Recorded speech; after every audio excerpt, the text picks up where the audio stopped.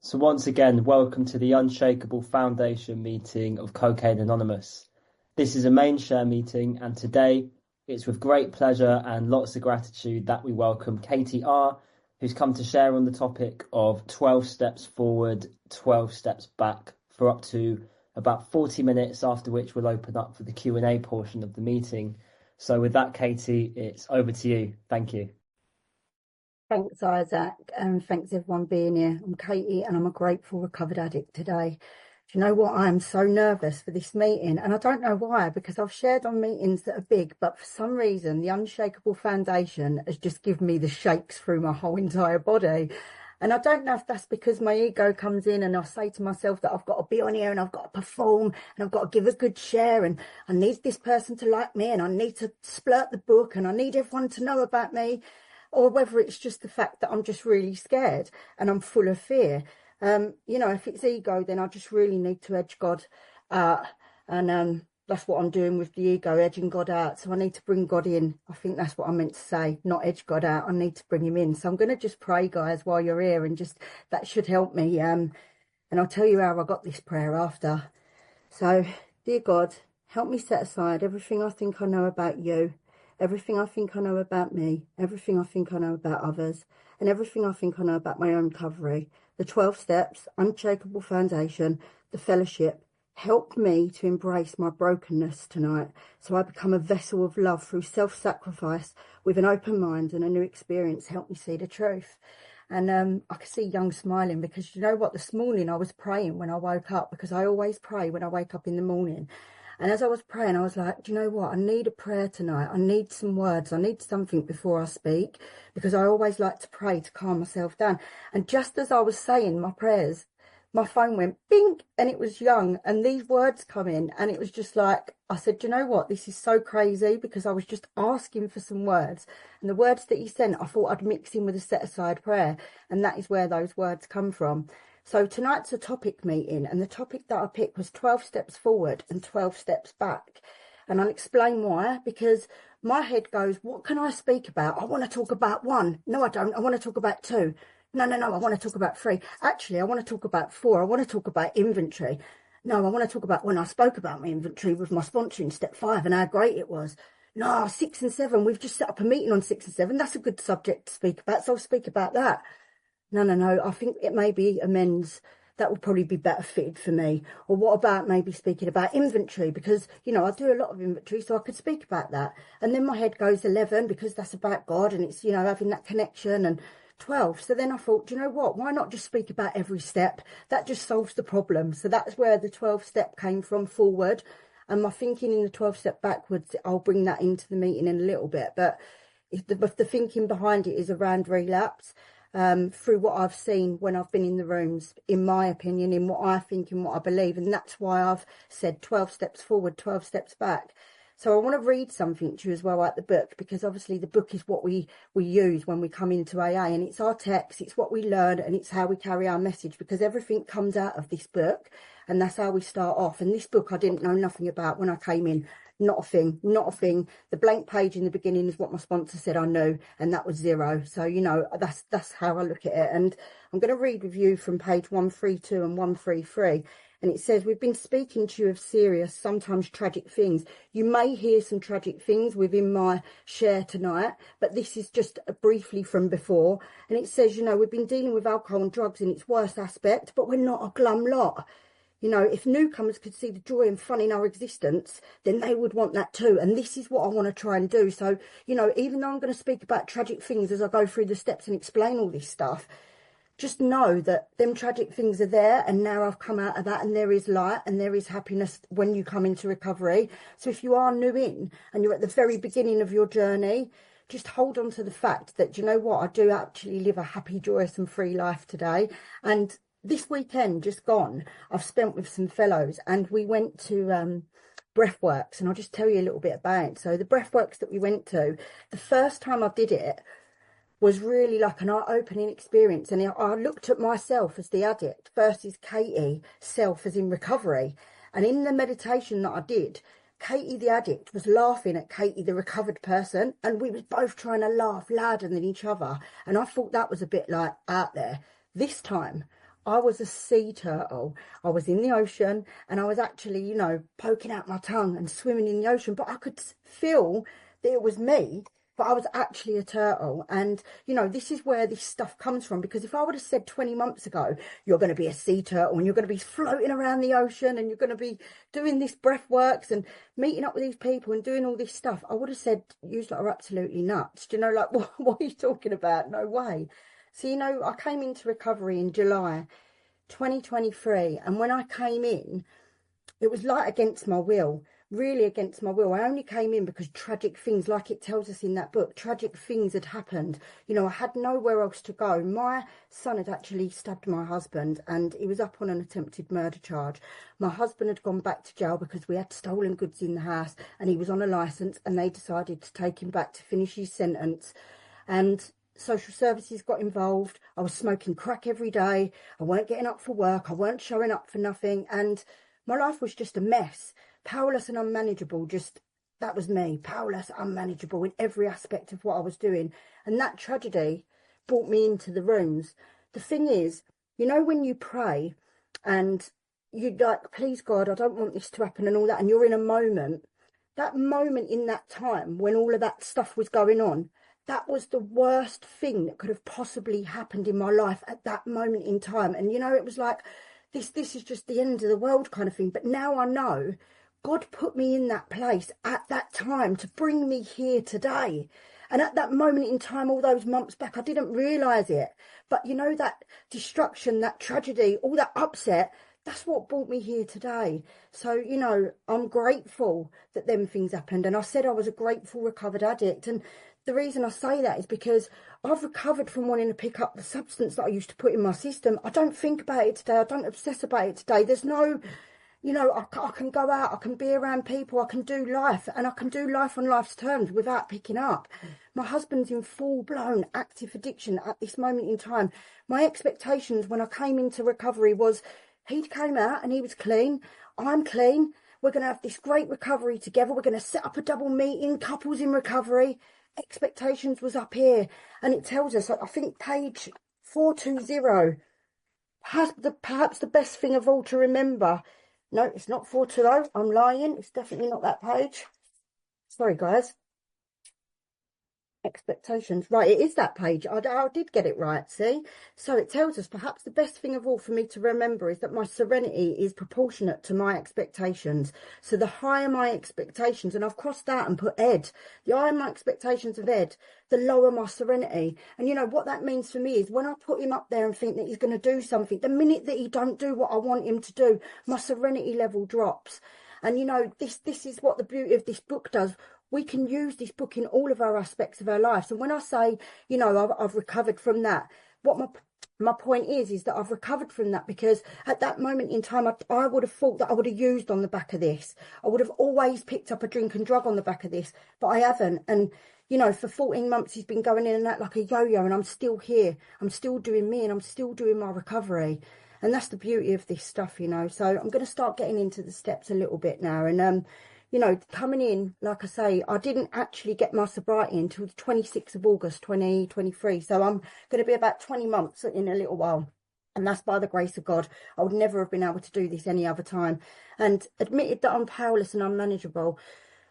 Why am I powerless? I have to ask these things when I come into recovery. And what is it that makes me unmanageable? So when me and my sponsor was going through and looking at this stuff, she was saying to me about things that, what would keep me away from drink and drugs. And there's some books. I don't know if any of you have ever done this, right? But Power of Now, this one here, Don't Believe That You Think Everything About Yourself, and then The Law of Attraction. Who's ever gone round and bought books thinking, if I read this, that'll keep me sober, or I'm going to go to the gym and I'm going to be able to run 5K today, that'll keep me sober, or resolutions.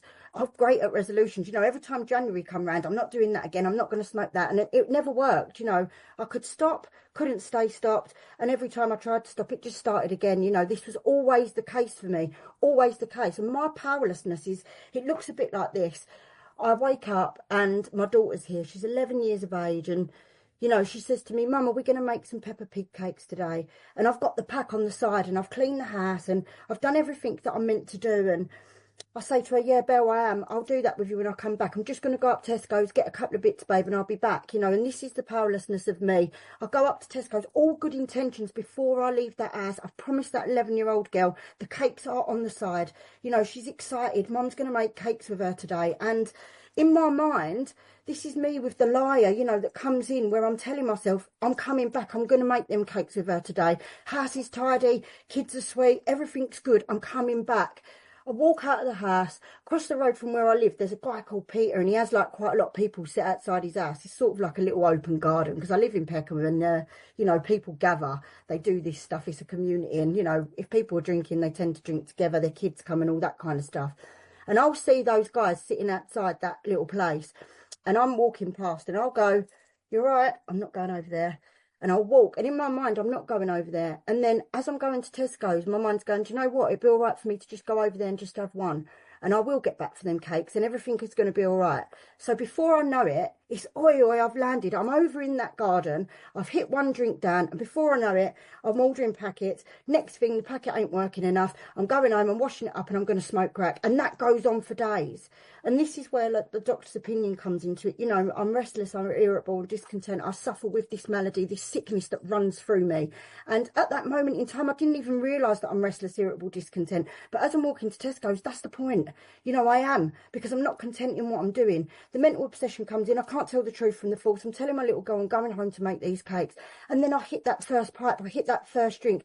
Oh, yes, ease and comfort comes. Set off that physical allergy with that phenomenal craving, and I'm off to the races. And then I don't know when I'm coming back. You know, day, week, month, year.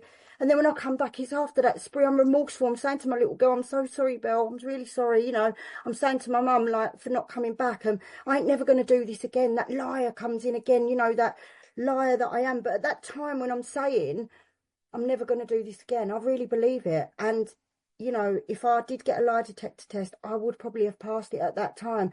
The only way that I'm coming out of this is by a spiritual awakening, and the spiritual awakening comes within these 12 steps, you know. So that's part of my powerlessness. My unmanageability is all the time that I've lost due to addiction, you know, self-care that I don't do, chucking my hair in a knot, not brushing my teeth, my hygiene goes out the window, I don't wake up for work, so much stuff, you know. I lose my faith.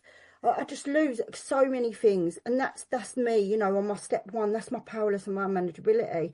When I look at me coming into step two came to believe. That's coming to believe. And me and my sponsor, when we was doing this, like, you know, at that point I didn't believe. And it's like, I'm coming out of insanity into sanity. I'm coming to believe that there is something out there greater than myself that can restore me back to that sanity. She says to me when I was doing this, she said, do you believe? And I was just like, do you know what? There is something out there. There's loads of stuff out there that I don't get. Of course there is. But you know what? It was lip service. Yeah, I believe there's a higher power. Yes, I've got God. At that moment in time when I first come in, it was lip service. And it was kind of fake it till you make it. Because did I believe? I weren't so sure if I believed, but I was saying that I believed, you know, and that's what point I was at when I first came in. Today, I believe, you know, and this higher power, my sponsor said to me, if you don't believe, believe that I believe. And I was like, oh, what does that mean? And she said, well, do you believe that I believe? And I'm like, yeah, of course I do, because you're my sponsor. And look, you've got all these years and this is what you do, you know, and that's where it came. And the journey as it's gone along has been a lot more coming in to believe, came to believe, I now believe. And then, you know, that God thing, when we hand it over to God, that again was lip service. I've got to say, you know, that step-free prayer that I used to say, it was so robotic. It was, right, gratitude list in the morning. Now what do? I have to say my prayers. My prayers are going to be this morning. Step 3, step 7 prayer. It was all that kind of stuff. It was very, very robotic at the very beginning of coming in. You know, it was a lot of praying from my head, not praying from my heart. And today, when I speak, I do speak from the heart, and I do believe, and it's a lot more of, I feel, you know, and I really do feel that stuff within me, whereas I didn't actually feel that before. A lot of that stuff is, I think, as we go along, because coming in at the very beginning, and like I say, I'm 20 months, I've got so much more to learn. I'm a little baby in recovery, and I just cannot wait to see where it takes me, because there's so many things that the door opens once we come into recovery. You know, that step 3 prayer, when we first start learning to say it, and handing over, and the bondage of self, relieve me of bondage of self. Like, what does it all mean? You know, and now when I speak it, I know, and I mean it, you know. Take these things away and let me hand over, because when Kate runs the show, it's an absolute shit show. So why not hand it over to something else and let that person, let that God, let that higher power deal with this stuff for me? Because I couldn't deal with it before. And for all those years before, 30 years of being in active addiction, you know, I started smoking crack when I was 13 years of age on a park. You know, and then it just escalated into pills, into parties, into all sorts of things. It was fun until it wasn't anymore, until it had that point of I was smoking against my will. I didn't want to be doing this anymore. The only way that I manage this is by having a higher power and having God in my life today. God first, recovery, and everything else follows. That's how it works for me, you know. And then the part of getting the sponsor, when I picked my sponsor, I had one when I first come in, and I wanted to not be with that one. And I was so scared to say, oh, I can't be with that sponsor. I want this other sponsor. And the sponsor I have now is someone that I used with. And it is so strange, because I wanted to use like her when I was growing up. She was older than me, and I wanted to dress like her, and I wanted to be her.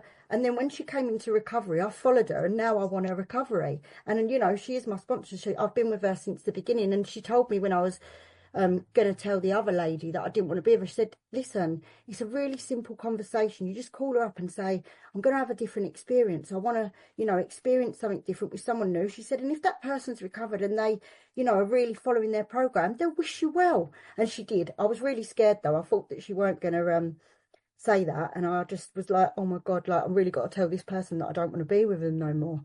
Anyway, coming into step 4, making a fearless and moral inventory. This part of the recovery was the part that really shit the life out of me. It was the part that nearly sent me out of the door. In September, I was doing my fearless and moral inventory, and I kept putting off. And I went on to a meeting and I shared on it, and I was in a state, I was crying, and there was all sorts of things coming, and these people in recovery picked me up, and they was like, you need to get this done. You need to get this done. You need to get pen to paper. You need to execute this, and you need to not be sitting on it. And I was like, and every time my sponsor kept saying to me, right, have you done it? It was, oh, I've just got this. I've got work to do, and the kids need this, and that's got, everything else was coming in front of me trying to do my step 4. And what I know now is that if I would have just pen to paper that and executed it straight away, I would have been a lot more happy, joyous and free, a quicker time. But you know what? I'm an addict, and I have to learn the hard way. And the way I learn is by mistakes. And you know what? I'm glad for mistakes today, because without mistakes, we can't learn and we can't grow. And I would never have said that before, because I would have always thought, you know, and with people, if they've got comments, you know, I don't know about you, but now I can have open discussions with people. If they've got an opinion on something and I've got an opinion on something, before I'd blank them people off and I wouldn't want to talk to them. But today I can have a, you know, two-way conversation, that they've got an opinion on something and mine's different, but I still love them just the same. Their way's their way, my way's my way. And this is like growth for me, because I would never have been able to do that before. So with this moral inventory, once I started getting it down and I had to go through and start really looking at the nitty-gritty and what it was, you know, resentments, fears and harms, what does that mean for me? And the way I'd done it was through the columns, and it was like, who is it? What is it? And then I had to look at these things like, does it affect my pocketbook? And I was like, pocketbook, what does that mean? Like, I didn't have a clue what that meant. And she just said it's to do with your finances, and it just means, does it affect anything to do with your money side of things? When she explained it like that to me, I get it. But sometimes I have to have things explained to me like that. But you know what as well? I don't mind asking questions today. And if I don't know something, I can say I don't know. It's not a problem. Whereas before, if I didn't know something, it would be a problem. Do you know, I'd really be worried about that. Well, I don't know that. And I always seem to say, well, if I don't know, I'll ask my sponsor within recovery and stuff like that. So I started getting resentments down and writing these things out. And it was quite plain when I was writing the resentments, because there was things in there that I didn't want to go back and visit. A lot of stuff around my children, a lot of stuff about shitty things that I had done. And there was like things that you just wouldn't tell people, and you certainly wouldn't want to sit in front of someone in a step 5 and voice it. And you know, I just was writing it down, and there was that resistance when I was doing it, a lot of resistance. But my sponsors really like chilled and relaxed. And she said to me after I'd like got all these things down and really got into the resentment, what is it that I'm doing? Like, you know, where are these defects? Where is my part? What do I need to see in myself that I'm doing wrong to be able to correct that and get these assets and move forward in my recovery? And she was so good at pointing out, you're judgmental, you're controlling, you're enabling. It was like, oh my God, really? And it's so funny because I had the same 7 defects in every single thing that I'd gone through. And I wouldn't have thought that that was my character. But as I looked through, I am a real control freak, a real control freak. And I find even now in recovery, control is a big thing for me. It's a real big thing.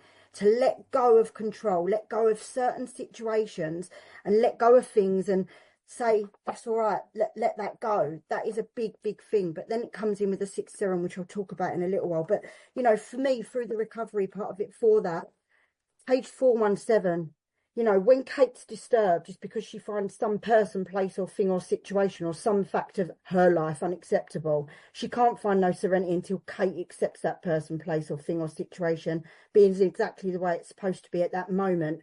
Nothing, absolutely nothing happens in God's world by mistake. So until Kate can accept her alcoholism, her addiction, then she can't stay sober. So I have to accept life completely on life's terms or I won't be happy. And I need to not concentrate on what needs to be changed in the world, but what needs to be changed in me and my attitudes, you know. And this is all that step 4 stuff, because whenever I am disturbed, it's always because somebody's done something on a meeting or because my kids have done something or my husband's done something. And I have to just bring that back to the program and do this stuff, you know. And that was my experience in my step 4, is going through that, learning what it is that I need to find about me, my inventory, no one else's, mine. What is it that I need to correct? And I love doing inventory now. And I do actually go pen to paper and really deep with all of this stuff. And I come into step 5 and I had to read this stuff. It weren't that much of a big deal to read it. It was actually freeing. And when I work with my sponsors, I like to have props. So when I'm doing stuff, I've got this like jar, and this is what I show them, because me, I need things visually. And I always say to my sponsees, you know, the more of these resentments that we got in here, the more is the stuff that we're carrying around. And then the way I kind of show them is, you know, I empty the jar out and then I kind of say like, oh, look at that. How free do you want to be? Because that's how your jar should be. Do you know what I mean? If you've done a real good step 4 and 5 with your sponsor. And I love when we sit and do that kind of stuff, and I can be of service and maximum service to someone else, because when my sponsor done it with me, you know, she really helped me like set aside all stuff and grow. The growth from that was good.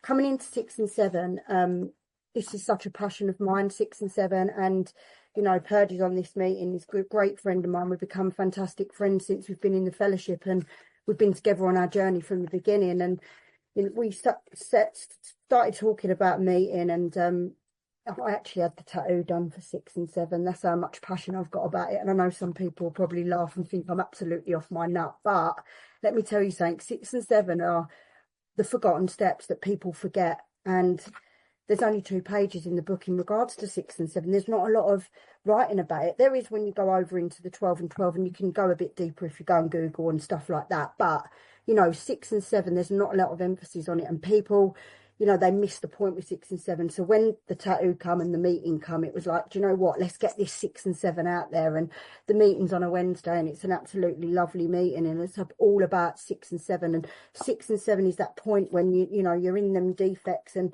you recognize that you're in that, you know that you're doing that, and instead of acting on that, you know, it's that pause, it's that turn, it's, do I want to behave like this? And it doesn't come natural to me to behave like that. You know, my instinct is, you call me this, I'm going to call you that. You say this, I'm going to say that. You hit me, I'm going to hit you back. But today, it's not like that. And I actually do come back with love on a lot of things. You know, I will stop, I will pause, I will see if this is where I'm meant to be. And I will actually say to myself during the day, am I in 6? I need to go over to 7. Right, let's do this. And I really do. And like 6 and 7, someone else told me once before, when I first came into recovery, I heard it on a meeting. They said 6 and 7 are the black keyring steps. People that practice 6 and 7 within their recovery get black key rings. I didn't know what black key rings was, but they're the multiple year one, so I do now.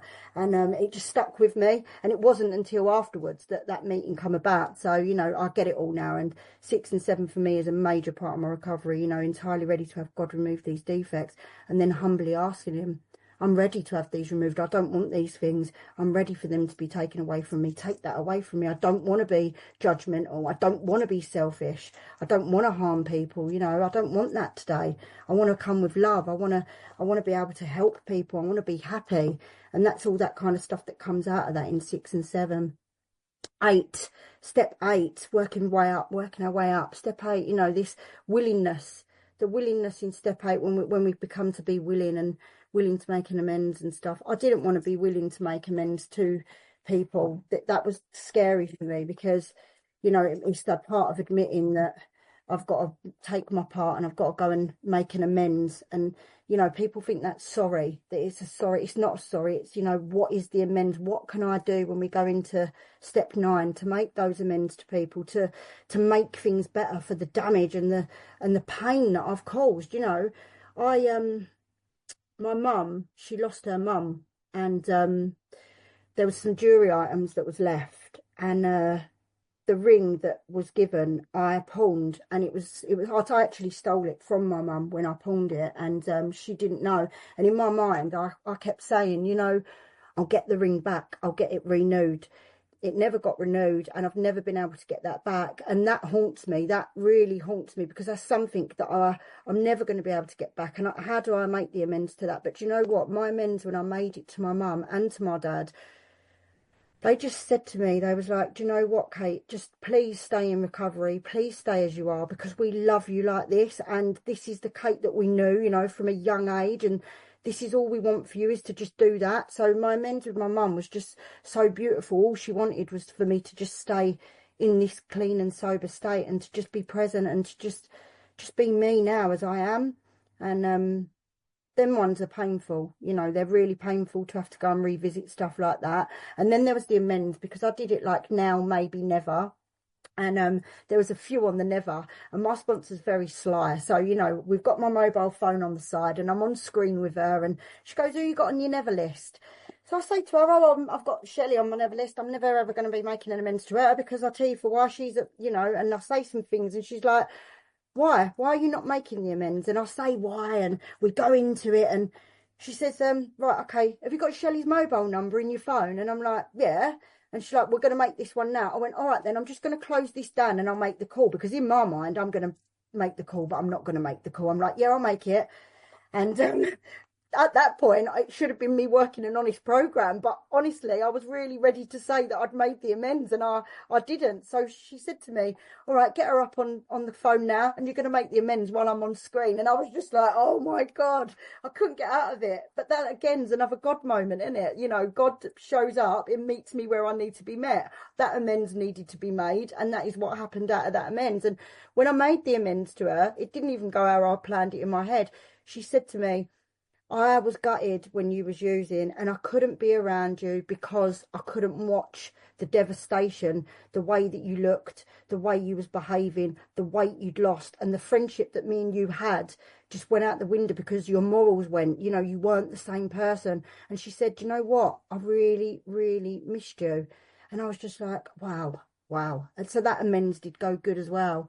I didn't really have any bad ones, to be fair. There wasn't nothing bad where, you know, anyone said anything bad to me, or yeah, there weren't really no bad ones. No, there weren't no bad ones.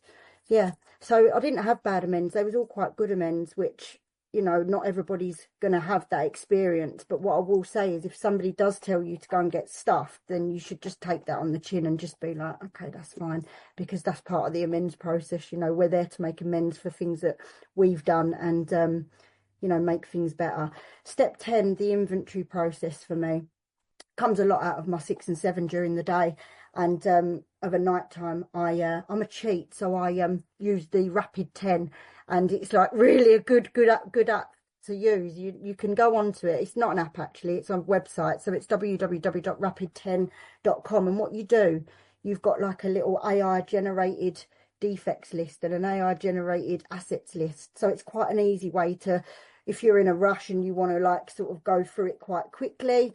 I do pen to paper if I've got really deep inventory that I need to do and something really needs to be looked at. But if I've had a pretty, all right day and there's only a couple of little things, you would think if I've done my 6 and 7, there won't be too much stuff that needs to be going on that in the evening. But I'll go on to the Rapid 10 and I'll put stuff in there, and it'll be, who am I resentful for? What's happened? Tick those defects, and then the assets come out. It gives us that step 7 prayer, which it generates for you. My Creator, I'm now willing for you to have all of me, good and bad, and that's there. So that step 10 is really, really good to just get stuff down on, and to just, you can send it straight to your sponsor as well. The option's there to just say send to. So I do that. Step 11, talk through prayer, meditation, awareness. The connection to God, that God conscious contact. I got my God conscious contact through Bill Swan, believe it or not, and I've been having a lot of calls with Bill, and it was pretty early in my recovery, and there was a lot of things going on at the time, and we'd been chatting about God and how I get this connection and how I open the connection more. And I'd been speaking around a lot of things. Some people were saying it's just like a radio and you just got to tune into it. And I was like, wow. But me and Bill had been speaking for a while, and this particular day we'd been having calls backwards and forwards about God, and I'd done some prayers with him, and I was trying to open that connection more. And he put the phone down. We'd just finished speaking, and he sent me a message, and he said to me, take the call. And I texted him back, and in fact I think I called him back, and I said, Bill, I've just come off the phone to you, what are you on about? And he said, no, Katie, take the call from God. And on that moment I was like, Bill, I've got it, I understand. And that moment was when I had the eureka, the lights come on moment. I know what he means. And that was just like the moment in my recovery when I'd had that light go on. I understood it, and God had arrived. And from that day I've got that conscious contact. It's just like having a conversation how I would with Paul, with Tracy, with Michael, with MJ. I have to build that connection with God, and that just come as I went through recovery. Step 12, having had that spiritual awakening, the result of these steps, we get to carry this message, get to carry what I'm carrying to you today, get to work with another addict. Modem to modem, face to face. AA speaks the language of the heart. I love that. And that's that, carrying that message, through whether we're on modem or whether we're sitting with somebody with the book, or whether it's a conversation on the phone, by Zoom. It's just so beautiful, and I love carrying the message today. That's my 12 steps forward. I just want to quickly touch on 12 steps in reverse and what that means for me.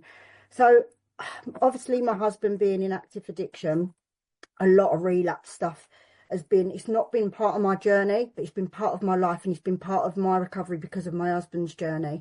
So, the 12 steps in reverse, for those who do not recover, are the people who cannot and completely will not give themselves to this program, the ones that are constitutionally incapable of being honest.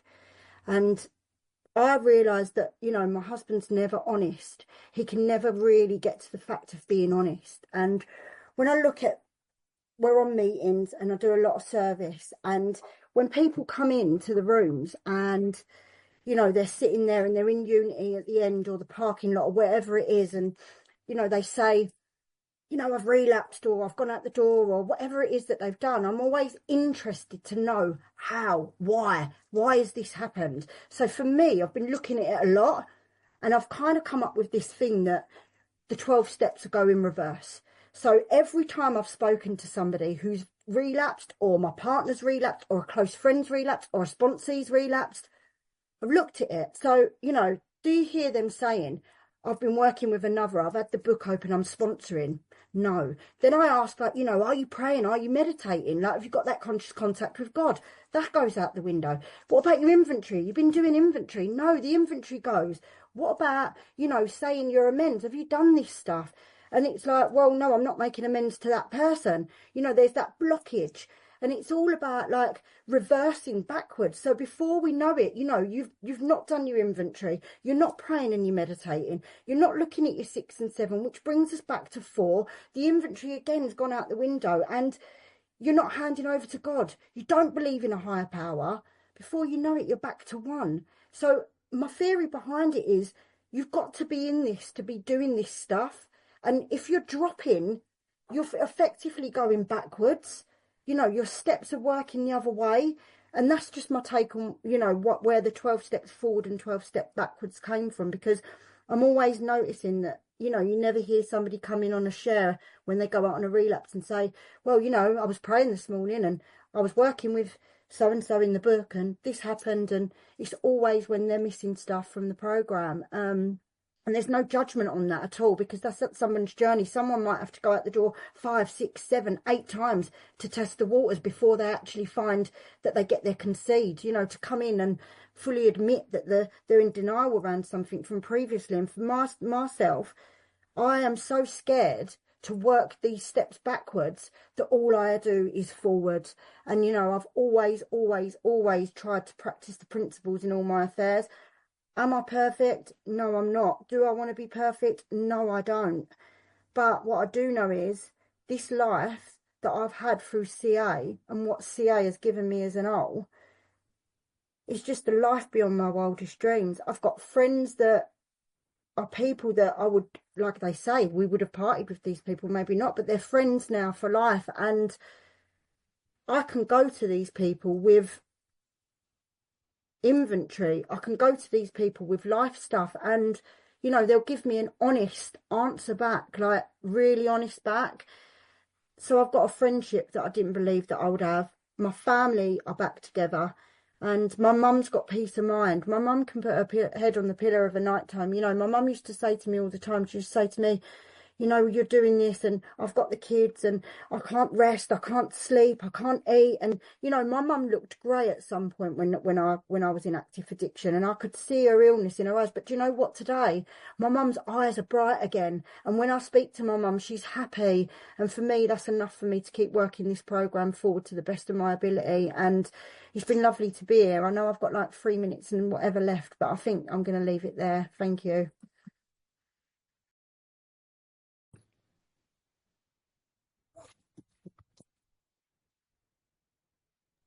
Sorry, it wouldn't let me unmute. Katie, I just want to ask you, do you think doing a log and loser list is one of the most important things in sponsorship?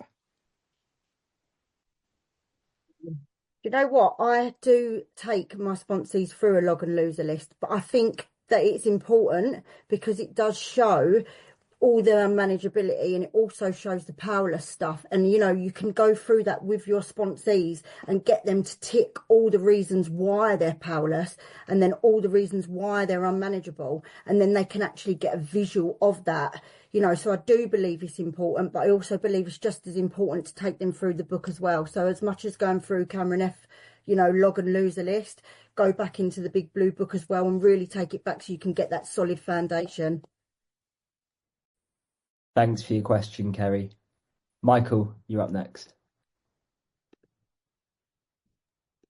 Thank you, Isaac. Thank you very much, Katie, for your share. Absolutely amazing. So I too had a problem or have a problem with control. I find it a lot in my inventory. So I've got a two-part question, and it might be a bit personal, so feel free not to answer or whatever. But yeah, so why do you think you feel the need to be in control of situations and people or whatever? And then more importantly, what is your practice when you see yourself, when you see that defect as such arising? And that's it. I think the control comes from my childhood, to be honest, because there was a lot of stuff that was a bit crazy when I was younger. And I think that when I control certain situations or try and control people, it kind of helps me in my way to feel a bit safer, if that makes sense. And what was the second part of your question? When that control arises, how do I deal with it? Yeah. Okay, so what I try to do is go to God firstly. You know, as that creeps in, my first port of call would probably be to just sort of stop, pause and say God, please try and take this control away from me today. You know, I don't want to have these controlling feelings, and to let go and let God, basically. You know, I just talk around that. It's just the conversation with God that I need to keep myself straight to stop that control. Doesn't always work, don't get me wrong, but that is where I would go to. I would pause and then ask for that control to be removed. Thank you. Thank you, Michael, for your question. Danny. Thanks, Isaac, and thank you so much. God, I forgot your name. Sorry. Thank you, Katie. Absolutely amazing. My name's Danny. I'm an addict, and my question for you is, which step did you have the most profound experience with? I know I loved what you were saying about when you were talking to Bill, and you had that sort of light bulb moment. But which step did you have the most profound experience with? I would say step 12 of carrying the message, because I get awakenings each and every time I work with a new person. I learn something more about myself each time I'm working in the book with somebody else. And, you know, then pages come alive to me more each time I work with somebody else. And as much as they come alive and I get experience from the other person, they tend to help me more than I'm helping them in my recovery. That's what I think, at this moment in time, I would say step 12 is that. And of course, Bill Swan in step 11 when we got the God conscious contact. Thanks. Thanks, Danny. Bill, over to you. Hey, mate, I hate questions. Katie, what a wonderful share. I'll give you a comment and then I'll come up with a question somehow. It's funny how we hit things. The conversation with you is the one my sponsor had with me. He said, "You're being called up. Answer the call." And I didn't know what he was saying. So he said, in the book it says, as we disclosed ourselves to him, he drew near to us. So as I disclose myself to God, he draws me near to him. So the question would then be, I know you had some big decisions that you could never otherwise make for 20 years prior. At what point were you able to say, you know what, I'm going to trust God, cost what it may, but these changes have to take place if I'm going to preserve my sanity and protect my sobriety? Love you. That's a hard one, Bill. It really is a hard one. But do you know what? That's come again with time, because, you know my journey and we've spoke in depth around certain things. And a lot of the time when I say things at that moment in regards to them bits, I'll say, I'll let go, I let God, but I don't actually mean I'm going to let go, let God. That's come as a process of, actually learning what it is that I need to let go of. And, a prime example would be that I've been really saying things that I don't mean, and I've been dishonest with it. And now the fact that I've actually realised that I've been dishonest with it and I've admitted and I've got acceptance, now the letting go stage is so much easier. Thank you, Bill. Lisa, would you like to come in with your question? Hey people, Lisa Addict. Thanks for service. Katie, beautiful. My question is, we're going through the steps. We get to find the real us. We focus a lot on defects, don't we? Or we need to see our defects because we need to know what to do about them. But what is something that you've got to know about yourself that you really, really love? What do you love about Katie today? Because it's easy to focus on the defects, but there's loads of things that I could say I love about you. But what do you love about yourself today?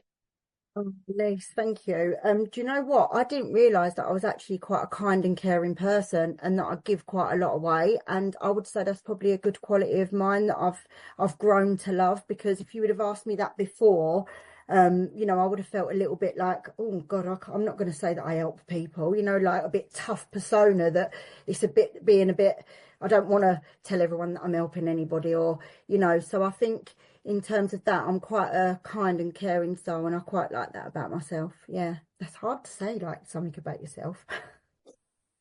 Great question. Thanks, Lisa. Kate, would you like to ask a question? Yeah, hi, Kate, addict, alcoholic. Thanks for the meeting, and Katie, that was amazing. My question's linked to, I know just how much service you do, step 12 work that you do. I see it every day, and how much energy you throw into sponsorship. And my question is linked to sponsorship. What experience do you have about making sure that you are fostering and encouraging a healthy relationship with sponsees without leading to over-reliance and over-dependence. Have you got anything that you can share on that topic, please? Yeah, so I'm pretty codependent myself anyway, or was when I come into recovery, and I do Cohen-on meetings, to help me with that issue that I have. And in terms of the, sponsorship thing, there's like a leaflet that you can get, and it's healthy sponsorship. I think it's healthy sponsorship versus, or responsible sponsorship versus irresponsible sponsorship. You can get it on the CA website, and it gives you sort of like what you should be doing ballpoint, because, friendships can be formed with your sponsees, but there should always be like sort of boundaries in place. I always say that I'm not going to give relationship advice. I can give my experience, or I won't give advice on, medications. That's professional. So them things there, I tend to go by what's guided in that, responsible versus irresponsible. Because when I first came in, I'm not going to joke, I did actually give some silly things that I shouldn't actually have said. But again, that comes with growth, so, I've learned through time on the ways to move forward, but there's probably still space for a lot of growth myself, because I also was sponsoring quite a lot of women at one time, and having that balance of actually I need to keep myself well, I need to do my recovery, still be mum, and have that balance, rather than going around sponsoring like 5-6 people at once thinking I'm the big, I do so much sponsorship and all that. Now I've realised that to give my time over is better to be less than more, if that makes sense. But yeah, the irresponsible sponsor, and there's that leaflet. I would have a look at that, Kate. Okay, thanks, Katie. Thank you, Kate, for your question. Andrew, you're up next. Good evening, Unshakable Foundation. Still got snow here. Thank you, Isaac, for keeping us in order. Katie, I loved 12 forward or 12 backward. You mentioned quite a bit. You hammered in quite a bit of step one there. Actually, just in your short thing, it was all a step one without even going into the book. Beautiful example. My question to you, and I want to give you my heartfelt thanks for your willingness, open-mindedness, and honesty to continue in this new life. For me, there's no other life. My question is, how many times a day or a week do you walking around the house at work, or when you're working with someone and you go, oh, thank you, God. God has done something for you that you didn't see, realize, or could do for yourself. I'm constantly thanking God and gratitude, constantly. That weren't part of my daily before, but it's thank you for a clean, sober day. Thank you for letting me get to head on pillar clean and sober. I even thank God when things are not good, because it's a lesson or a blessing. So, even when things are tough, I have to recognise that those things are tough, and I still have to give thanks. It wasn't always like that, but somebody said to me the same thing as what you said. How many times are you thanking? And at that moment in time, I wasn't. It was always praying for other stuff or for other people, and I've brought that in. That's something new that I have brought in, but I can say at many occasions, thank you, God, for waking me up this morning. Thank you for having a clean and sober day. So thank you for your question, Andrew. Thank you, Andrew. Good to hear you. Next, we have Martin. Would you like to come in with your question? Yeah, Martin, addict, alcoholic. Thank you very much, Katie. You welcomed me to my first meeting a couple of weeks ago, and I'm only 5 days clean, so thanks very much. My question is, I was in my head an awful lot today, and I'm doing an awful lot of praying, but I'm praying from the head. And how long did it take you to pray from the heart, and what step really helped you from praying from the heart? Because I'm in my head all the time, it's just restless, irritable, discontent. So what step helped you, and how long did it take you to pray from the heart, please? Thank you. Okay, so I've got a guy that I know in the fellowship, and back in May last year I met him, so it'll probably be coming up to a year, and he's part of a international church group.